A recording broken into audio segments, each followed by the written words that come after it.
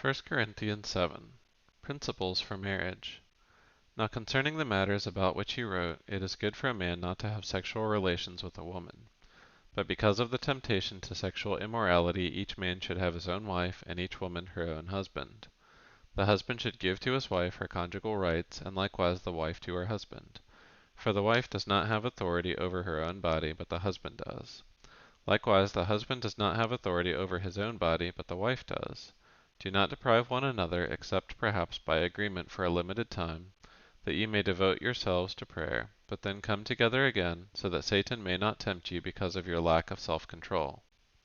Now as a concession, not a command, I say this: I wish that all were as I myself am. But each has his own gift from God, one of one kind, and one of another. To the unmarried and the widows, I say that it is good for them to remain single as I am. But if they cannot exercise self-control, they should marry. For it is better to marry than to burn with passion.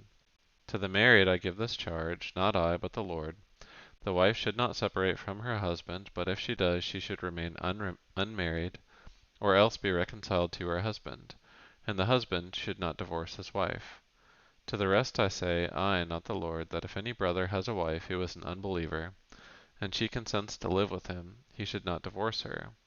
If any woman has a husband who is an unbeliever, and he consents to live with her, she should not divorce him. For the unbelieving husband is made holy because of his wife, and the unbelieving wife is made holy because of her husband. Otherwise your children would be unclean, but as it is, they are holy. But if the unbelieving partner separates, let it be so. In such cases the brother or sister is not enslaved. God has called you to peace. For how do you know, wife, whether you will save your husband? Or how do you know, husband, whether you will save your wife? Live as you are called. Only let each person lead the life that the Lord has assigned to him, into which God has called him. This is my rule in all the churches.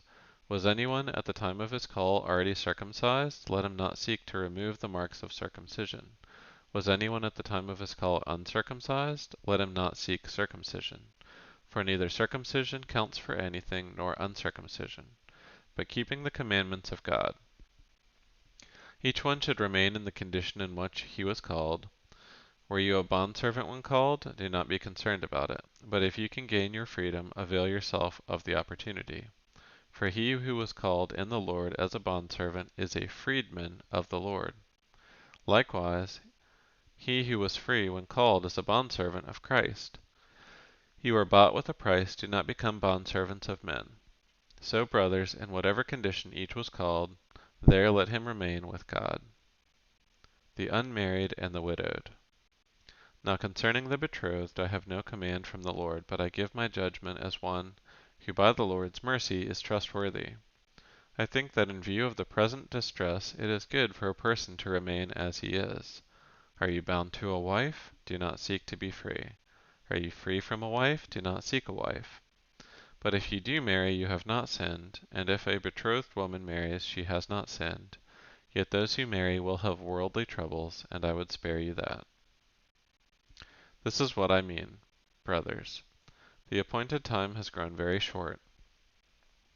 From now on let those who have wives live as though they had none, and those who mourn as though they were not mourning, and those who rejoice as though they were not rejoicing, and those who buy as though they had no goods, and those who deal with the world as though they had no dealings with it. For the present form of this world is passing away. I want you to be free from anxieties. The unmarried man is anxious about the things of the Lord, how to please the Lord. But the married man is anxious about worldly things, how to please his wife. And his interests are divided. And the unmarried or betrothed woman is anxious about the things of the Lord, how to be holy in body and spirit. But the married woman is anxious about worldly things, how to please her husband. I say this for your own benefit, not to lay any restraint upon you, but to promote good order and to secure your undivided devotion to the Lord. If anyone thinks that he is not behaving properly toward his betrothed, if his passions are strong, and it has to be, let him do as he wishes. Let them marry, it is no sin.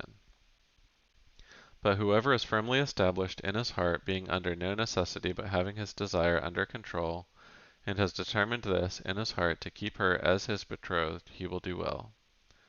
So then he who marries his betrothed does well, and he who refrains from marriage will do even better.